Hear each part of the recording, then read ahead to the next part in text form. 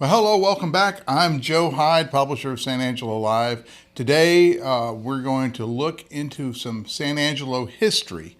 And to help us do that, I brought on with me a writer from Texas Monthly, writer and podcaster, Rob D'Amico. And Rob, you actually don't live in Austin, so you have a different perspective than Austin people, wouldn't you? Well, Would you say so? I did live in Austin for a long time. But then you escaped. I escaped and moved out to far west Texas in the middle of nowhere. So he lives down there where they have chili cook-offs and things like that. But Exactly. Anyway, you have a piece in this month. This is the April 2024, in case someone's watching this like 10 years from now. April 2024 Texas Monthly about the murders. Is a 1988 cold case of murders of Shane and Sally. Right. So Shane, can you give us like a 30-second elevator pitch / thing about what Shane and Sally is all about? Sure. So Shane and Sally were two teenagers, boyfriend, girlfriend. Shane was just about turning 17. She was 18. They went to see the fireworks at Lake Nasworthy on July 4th, 1988, and they never came home. So they found Shane's Camaro, which he took great pride in, obviously, as a 17-year-old, abandoned at O.C. Fisher Lake. The door was open, the keys were on the dash, the teens were gone, and early on, the cops investigating the case thought maybe they ran away to get married. Yeah, which eloped. made no sense at all. Like, why would you park your Camaro somewhere, leave it, and walk miles and miles to who knows where? Yeah. But, as the months began to pass, they figured something was probably foul play. And sure enough, they found their bodies in mid-November 1988, kind of haphazardly buried under some brush out by Twin Buttes. And so people don't understand where they found the bodies. It's off of FM 584.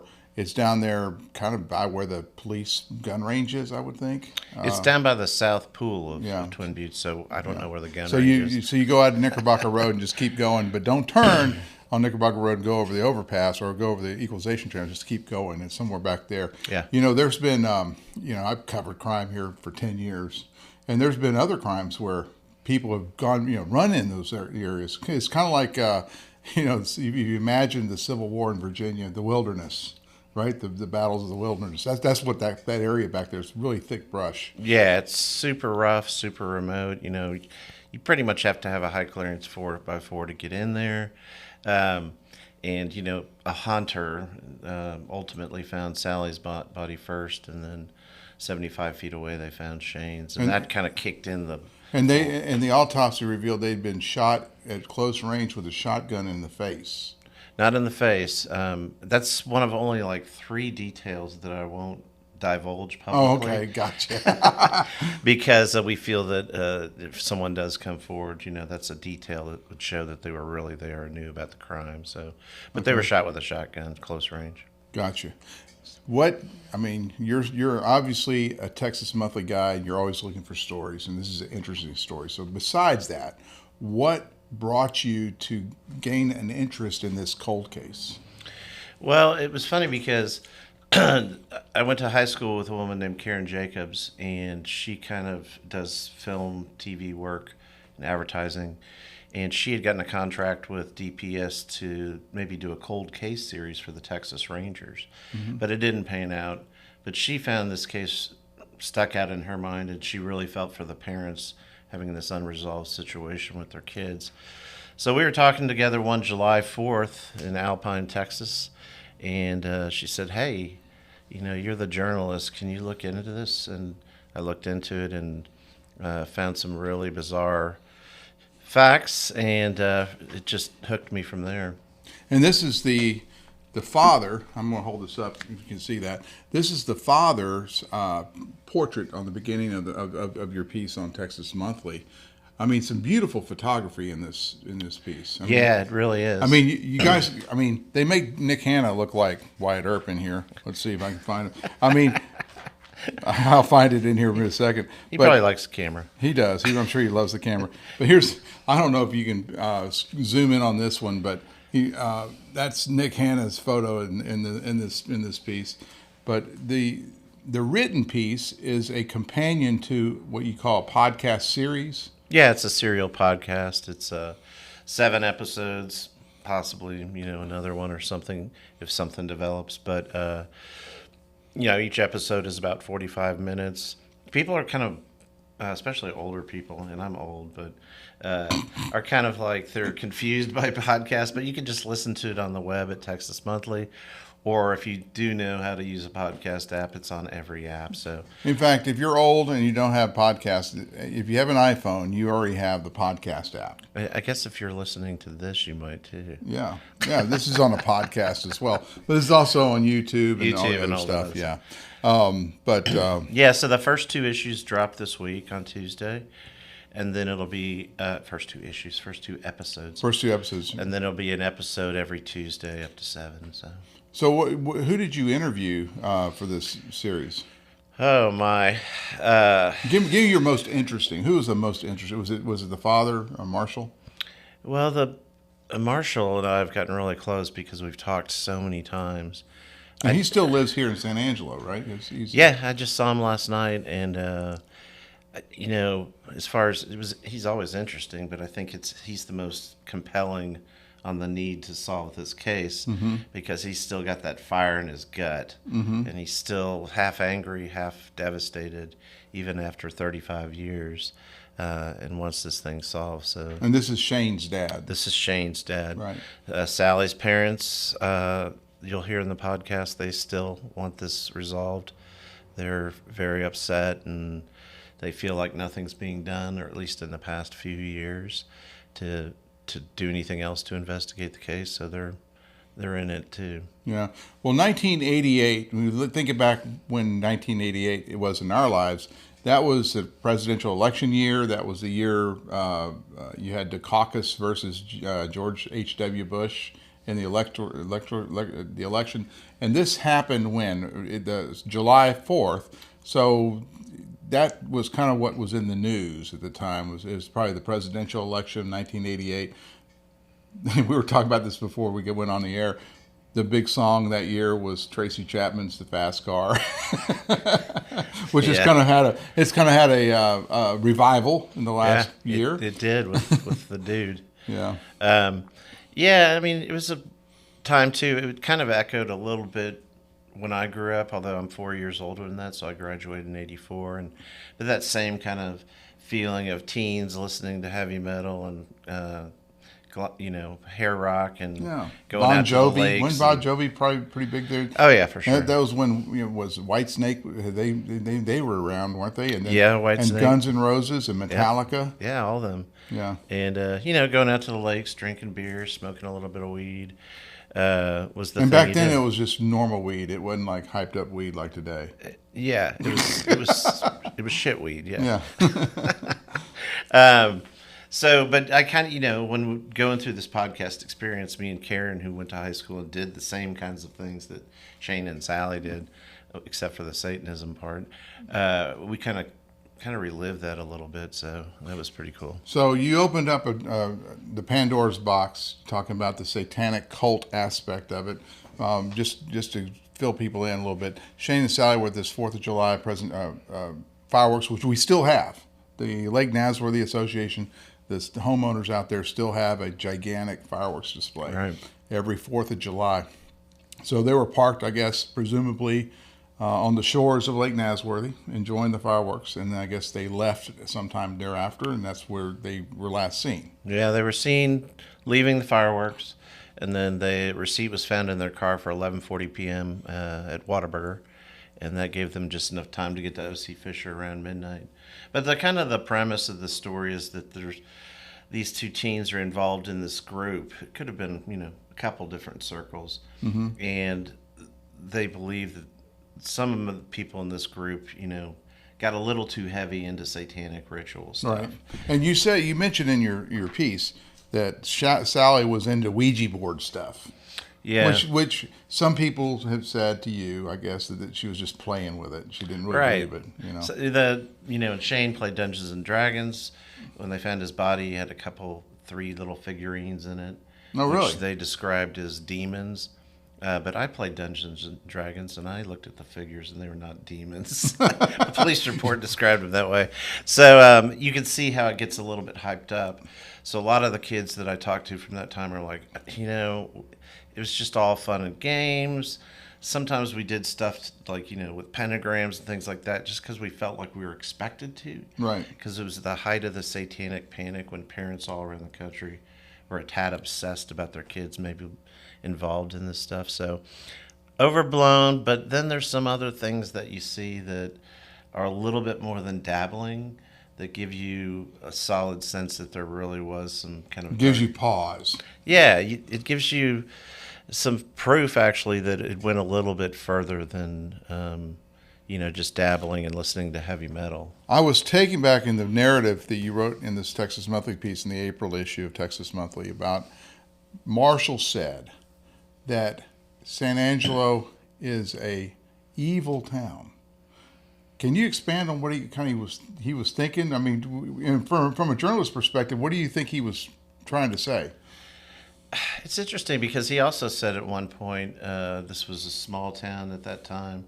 Everyone knew everyone at the grocery store, and he uses the phrase "a great place to raise your kids." So he says that at the same time he says, yeah, and then later he says the evil, and you kind of get that sense. I mean, I've been here 10 times in the last year, about 4 days each, and even now, you get the sense there's a lot of churches, a lot of small town kind of stuff.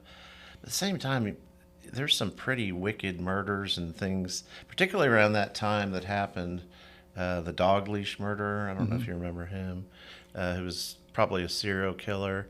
The killing of the red bandana gay bar owner, a guy who then went off and poisoned old people to take their money. I mean, there's all these cases right around that time. The only one that I can really remember, I mean, I've only been covering the news here in San Angelo since 2013, but the one that really sticks out in my mind is the case of the dead 28-year-old man found on the ranch, I believe it was a Dorkey Ranch, of J. Willis Johnson III. Yes. Did you look into any of that? I did look into it, and that's like a whole nother story. I know, that needs to be your next podcast series.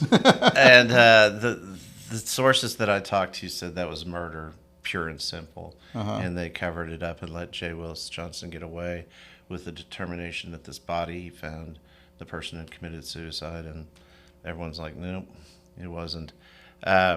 So that's a whole nother story, and he's an interesting character.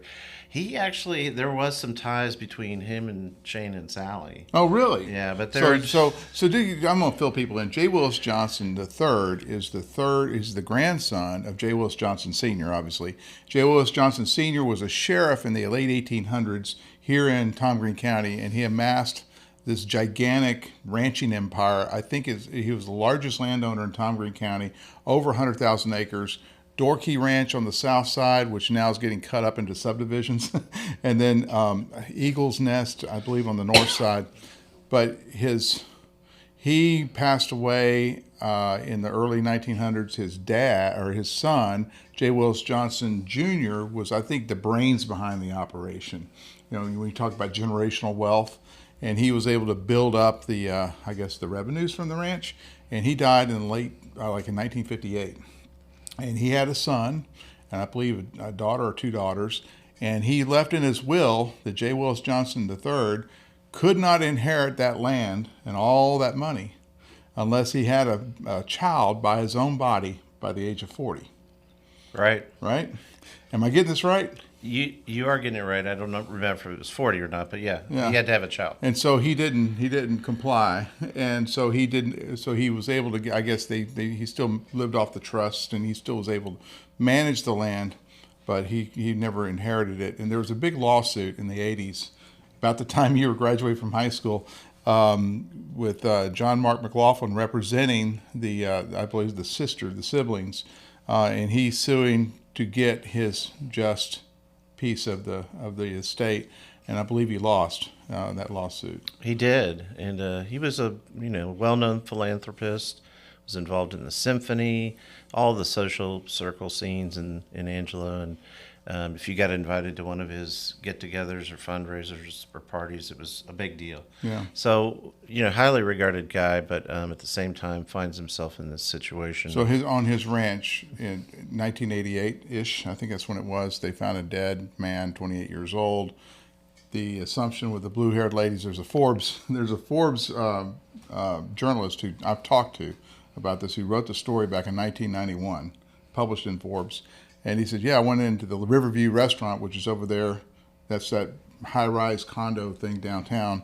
And I talked to a bunch of blue-haired ladies, and they said, oh, definitely. They were saying that there was, some kind of question about the sexuality of Mr. Willis Johnson. So anyway, the whole thing was very interesting, very hush-hush. And I was going to publish this story back in 2015. I was at that time. San Angelo Live was in the Wells Fargo building downtown. I was on the 6th floor. J. Willis Johnson III's office was on the 7th floor, and I actually left a note for him. I said, I'd like to talk to you about this, and he never replied. ever replied. I don't blame him. Anyway, back to Shane and Sally. Yeah. You can get the first 2 episodes now on Apple Podcasts and Spotify and Amazon, wherever exactly. you get podcasts. Google, whatever. Yeah. Is it costing me money? No, podcast is free. How in the heck do we make money on podcasts? Well, they have some advertising that comes up, but they've got these fast forward buttons if you have a podcast. Yeah, you can just 30 seconds. Yeah, just go right. I usually listen to the commercial one time because I'm interested in the industry, right? And then I'm like, ding, ding. Well, the podcast commercials make a lot of money if you have a lot of downloads, I guess. Yeah. Ours has and we don't have a whole lot. We make beer money off our podcast. Yeah. So, and everyone has a podcast now. Well, not everyone, but there's a lot of people that do, yeah, particularly the kind of discussion, talk show kind of thing. There's a ton. A lot of true crime podcasts that just talk about the crime. It's all my wife listens to. Without ever really investigating. Some that do investigate. So it's a big market for sure. And, but I got in it. You always want to help the parents because immediately that was like the first people I talked to. And I'm like, this is not right. But also just from being curious about really strange things. I can tell you one strange story that won't kill you as a spoiler. So it's 4 months after they find Shane and Sally's bodies. So they found their bodies 4 months after they were killed, which has been about November. Yeah. So this is early in '89. Early in '89, somewhere around March. A cop is walking down the San Angelo Police Department hallway, and he sees something lying on the floor. He's kind of headed toward dispatch. He reaches down, picks it up. It's a driver's license. He turns it over, and it's Sally McNally's driver's license. And they had never found Sally McNally's purse or driver's license. And so how did her driver's license end up in the police department hallway? Particularly when the sheriff's department was investigating the case. So the sheriff was the lead investigator. Yeah. So, and we go into a little bit about how that might have happened and who might have been involved. But when I saw that, it kind of stuck out to me. I'm like, wow, it could be a significant clue.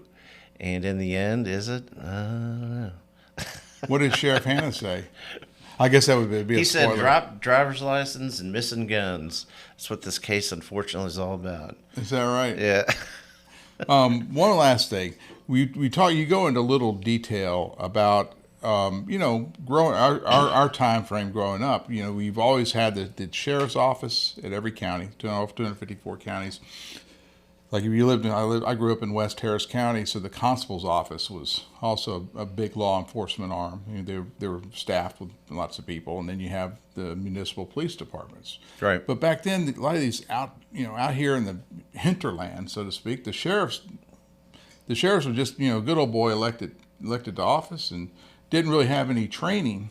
Whereas today, a lot of these sheriff's positions are being retired Texas Ranger might run for it. So there's been a lot of political, particularly in the right side, the conservative Republican discussion about why are we using our sheriff's offices as retirement sitting places for these retired Texas Rangers. I would argue it's probably a good thing to have a trained Texas Ranger as a sheriff. Yeah, and you get the sense of that with Hannah. And unfortunately, he's dealing, because he was a Texas Ranger, now sheriff. And he's dealing with the mistakes of these early officers. Yeah. But it was also a different time. There was no DNA. It was just emerging at the time, although DNA may play a role in this case. And I would think that defense tactics in trial have evolved, where, you talk a lot about how they had a marshal drive the car away from the crime scene or whatever, and he contaminated everything. Well, we don't know if someone would have brought that up in 1988, in trial. So, contamination of a crime scene today, like, for example, we had a KLST as our TV station. And we had a oil field worker, go over to Desiree's, which is the, gentleman's club here. Oh, I did not know that. Yes. No, I did. Anyway, he shot it up with the .45 because he got kicked out. Wow. He was too handsy, I guess, when he was in there. And long story short, we're there at this crime scene, and KLST had their tripod and their camera inside the crime scene tape.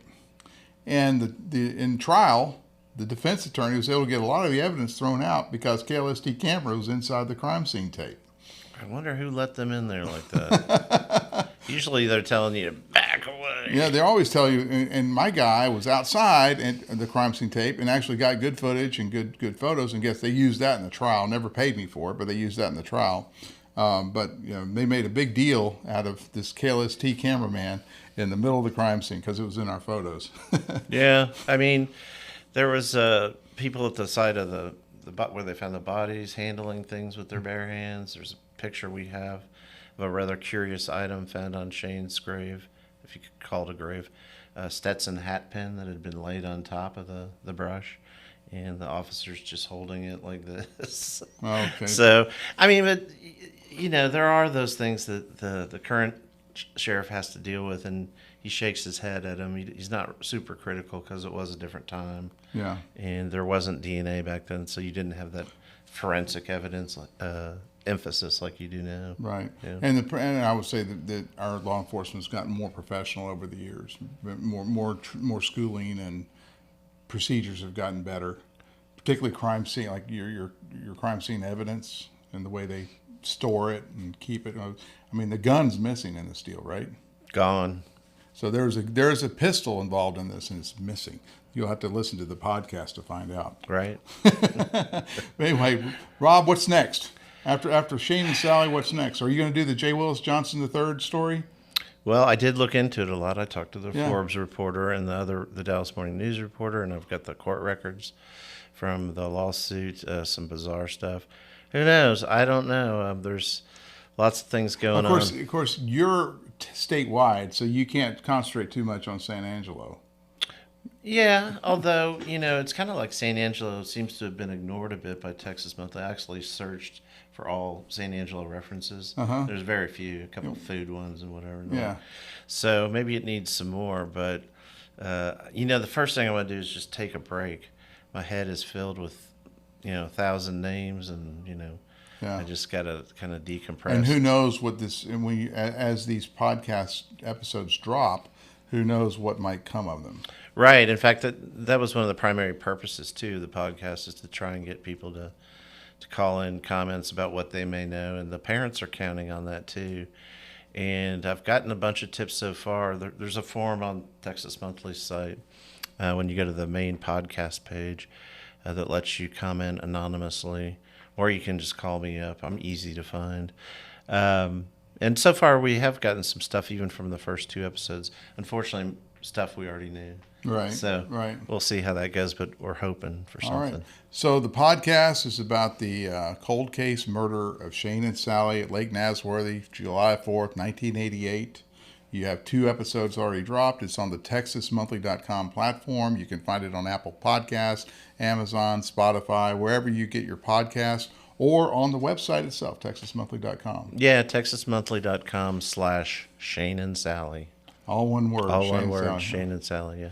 Anyway, this is Rob D'Amico. He is a renowned journalist for Texas Monthly. Well, maybe. Getting there. But we thank you for coming on. Seriously, it was Thanks, Joe. All right. It's good to talk to you. Back to the studio.